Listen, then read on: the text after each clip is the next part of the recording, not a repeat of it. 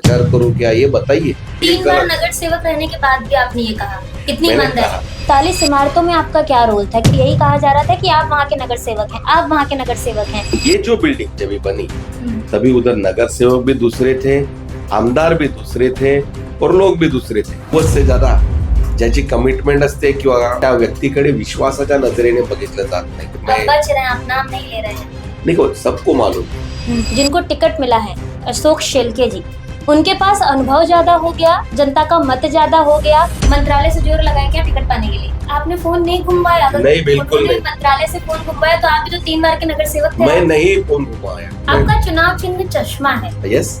क्या देख रहे हैं उससे? साम दाम दंड भेद जो अपनाते हैं उनके पास जाएगी। कुछ सामनाम नंदभेद की जरूरत नहीं है. मेरी जनता मेरे लिए खड़ी रही. मैं जनता का आदमी हूँ और जनता ही मेरे को चुन के देगी. नमस्कार दोस्तों, मैं हूं शिवानी दुबे और आप देख रहे हैं मिरर ऑफ ट्रूथ, प्रभाग नंबर 22। और हमारे साथ मौजूद हैं इस समय बसे विरार नाला सुपारा के चुनावी माहौल में बात करने के लिए किरण भोईर जी। आपको बता दें कि ये पहले भारतीय जनता पार्टी से नगर सेवक रह चुके हैं और अब इन्होंने सीधे तौर पर भारतीय जनता पार्टी से बगावत करते हुए स्वतंत्र तरीके से चुनाव लड़ने की ठान ली है। बातचीत करते हैं, जानते हैं क्या कुछ कहना है। सर नमस्कार।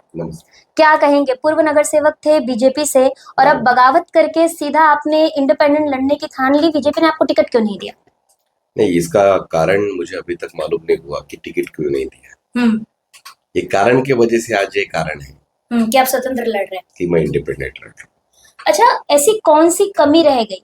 क्योंकि आप 3 बार नगर सेवक रह चुके हैं, आप स्वतंत्र जीत के भी आ चुके हैं, आपने भारतीय जनता पार्टी का दामन भी थाम लिया है, उसके बाद भी आप नगर सेवक लड़ चुके हैं, तो आपको टिकट ना देके दूसरे लोगों को टिकट दिया गया, तो क्या आपके पास अनुभव कम था, आपके पास जनता का मत कम था, कि ऐसी कौन सी कमी थी जिसकी वजह से आपको नजरअंदाज कर दिया गया?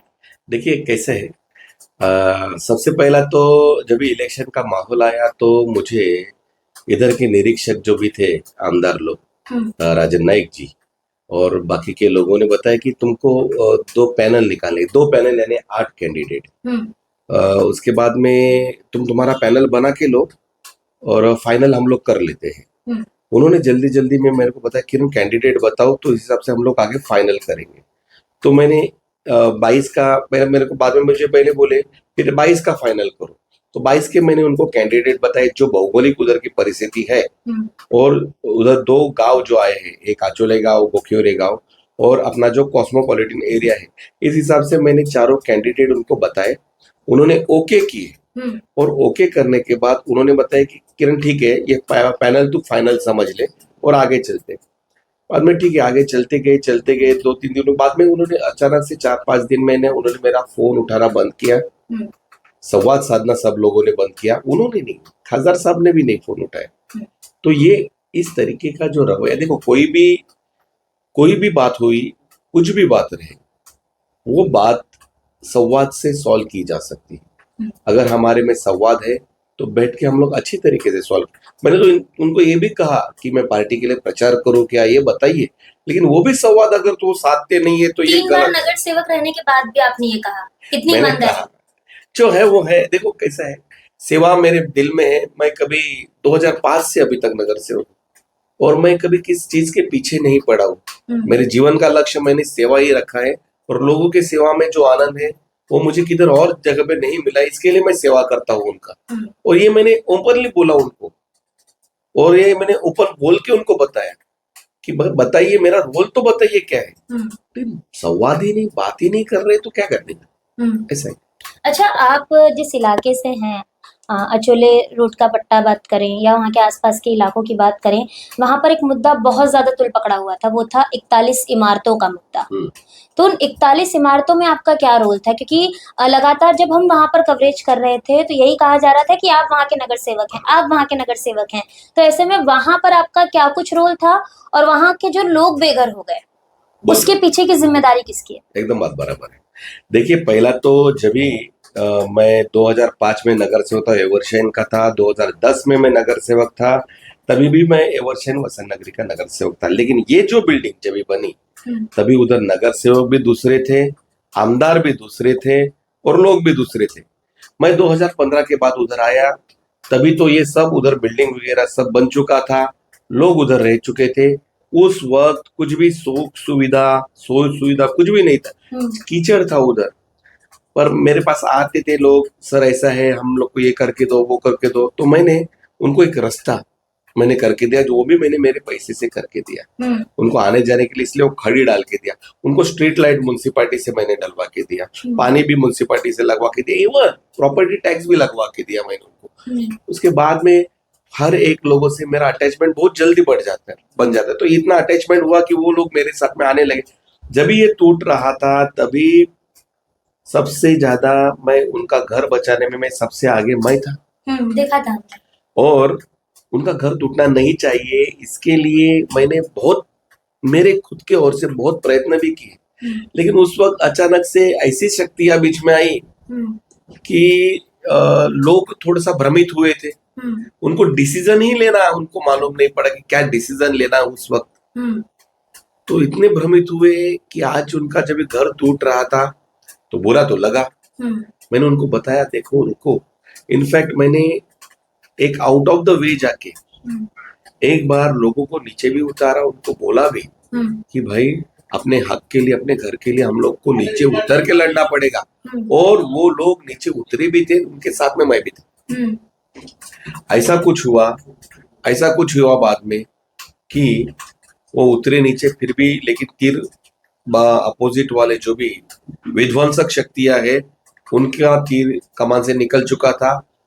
और मैं भी किधर खुद को थोड़ा सा नाराज महसूस हुआ। वो घर जो भी टूट रहे थे तभी अच्छा नहीं लगा मुझे ऐसा। आपने जो 41 इमारत के लोगों के लिए वहां पर खड़े होकर धरना किया था, उस मामले में आपके ऊपर एफआईआर भी दर्ज होने वाली थी, क्योंकि आपने एक साथ इतने लोगों को बिना पुलिस प्रशासन को इत्तला किए वहां पर इकट्ठा कर लिया था, तो वो क्या कुछ विषय था?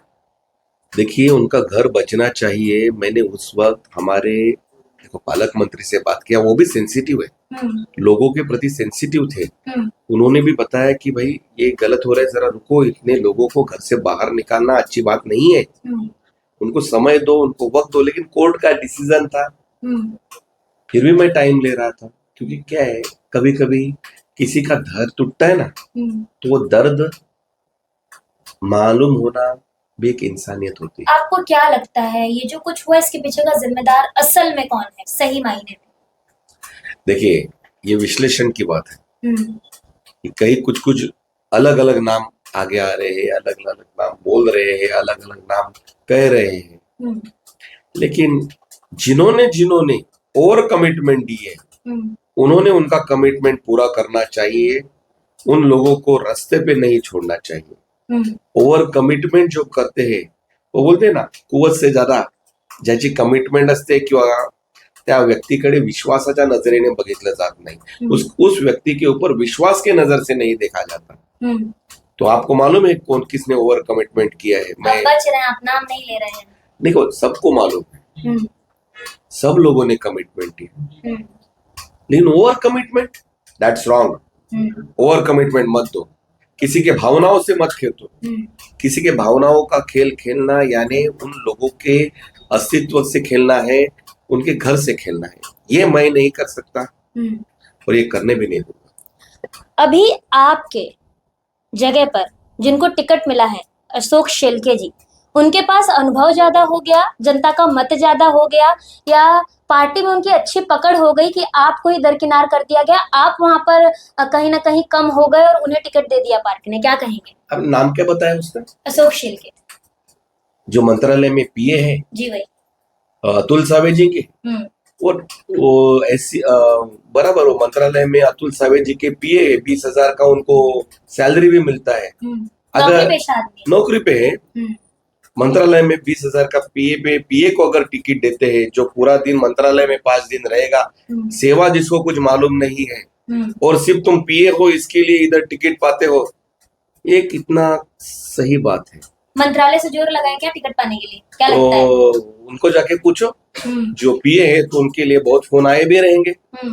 देखो, ऐसे लाख पीए है, क्या सेवा कर पाएंगे? आपने फोन नहीं घुमाया? नहीं, बिल्कुल नहीं। मंत्रालय से फोन घुमाया तो आप भी तो 3 बार के नगर सेवक थे। मैं नहीं फोन घुमाया। मैंने सेवा की है लोगों की, और सेवा मैंने प्रूफ है मेरा, सेवा मैंने सबको मालूम है, मैंने सेवा की। मुझे किसी मंत्री या किसी बड़े लोगों से फोन घुमाने की जरूरत ही नहीं है। लोग हैं मेरे साथ में, और वही लोगों ने मुझे खड़ा किया है। इसीलिए मैंने जन विश्वास नाम दिया पैनल का भी। जनता का विश्वास है, जनता के विश्वास के वजह से खड़ा रहा। पर आप फोन नहीं घुमवाए, इसमें तो आपका घाटा हो गया ना, आपका टिकट चला गया। अभी आप जरा सोचिए, 20 साल का नगर सेवक अगर मैं फोन घुमाऊंगा तो मेरा मेरिट पे क्या मतलब है। इतना भी फोन घुमाना ठीक नहीं है, मुझे नहीं लगता। 20 साल के नगर सेवक, अरे फोन घुमाना रहता तो कुछ एमएलए बनता तो फोन घुमाना चाहिए था, या मंत्री। ये फिर नगर सेवक के लिए फोन घुमाना, मुझे नहीं लगता कि, मुझे ऐसा लग रहा था मुझे मिल जाएगा। आपका चुनाव चिन्ह चश्मा है। यस। क्या देख रहे हैं उससे? आने वाले इलाके का भविष्य क्या देख रहे हैं अगर जनता आपको चुनकर देती है तो? पारदर्शकता, यानी जनता को देखना भी, वो जनता ने मालूम भी है जनता को जो सच है, सच का आईना दिखाने का काम ये चश्मा करता है।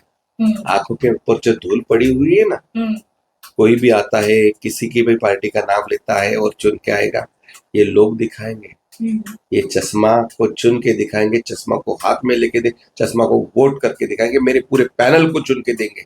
मेरे पैनल में देखिए ना, मेरे चारों कैंडिडेट कितने एजुकेटेड है।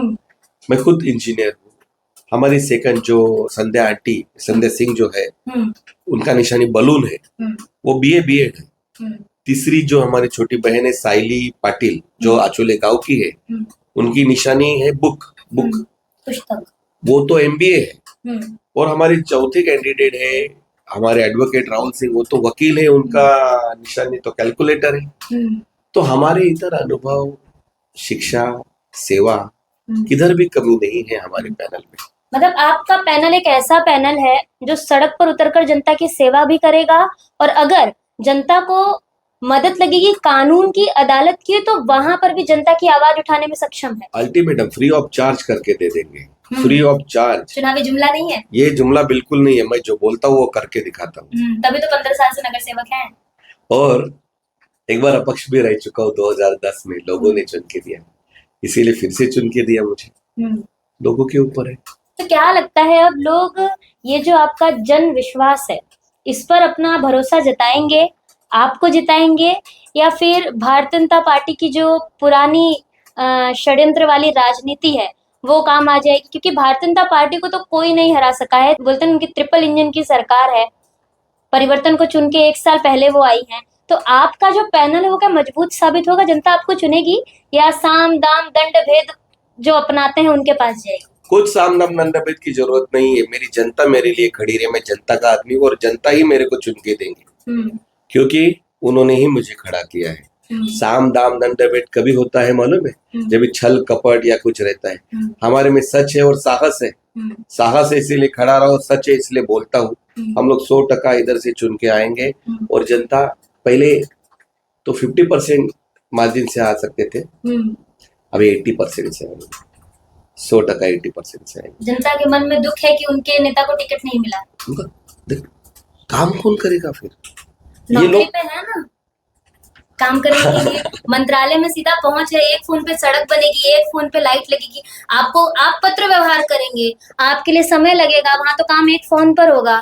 जब भी एक अटेस्टेशन लगता है ना, और जब एक अटेस्टेशन, कितनी छोटी चीज है अटेस्टेशन, तभी जब भी वो आदमी दर दर की ठोकरें खाता है, मैंने देखा है। मैं रुका हूँ उनके लिए, मैं रात के 12-1 बजे भी, सर मुझे सुबह 7 बजे जाने का है, आप मेरे को रात को भी अटेस्टेशन करके दे, तो 2 बजे भी किए और काम किया, रात के 2-2 बजे किया ना। फोन आता है, मैं हर एक का फोन उठाता हूँ, आप कभी भी मुझे फोन करो। ज्यादा ही बिजी रहेगा तो मैसेज दे देता हूँ, लेकिन मैं फोन उठा के उनसे बात करता हूँ। संवाद मैं कभी किसी से तोड़ा नहीं। नगर सेवक के चुनाव है, यहाँ पर नगर की सेवा करने वाले सेवक की जरूरत है। बराबर। तो नगर की जो सेवा होगी वो मंत्रालय में बैठ के होगी या यहाँ पर ग्राउंड जीरो पर जमीनी स्तर पर होगी? ये लोग डिसाइड करेंगे कि लोगों की सेवा करने के लिए मंत्रालय वाला चाहिए कि घर का उनका आदमी चाहिए, वो लोग डिसाइड करेंगे। यहाँ की जनता से अंत में क्या कहना चाहेंगे? मेरे साथ में है, उनके लिए तो खड़ा हुआ हूँ। मेरे साथ जो है उनके साथ में जिंदगी भर रहूंगा। भारतीय जनता पार्टी के लिए क्या कुछ कहना चाहेंगे, जिन्होंने आपको चुना ही नहीं 15 साल के समर्पण के बाद? फिलहाल तो कुछ नहीं बोलूंगा, समय बताएगा। समय बताएगा।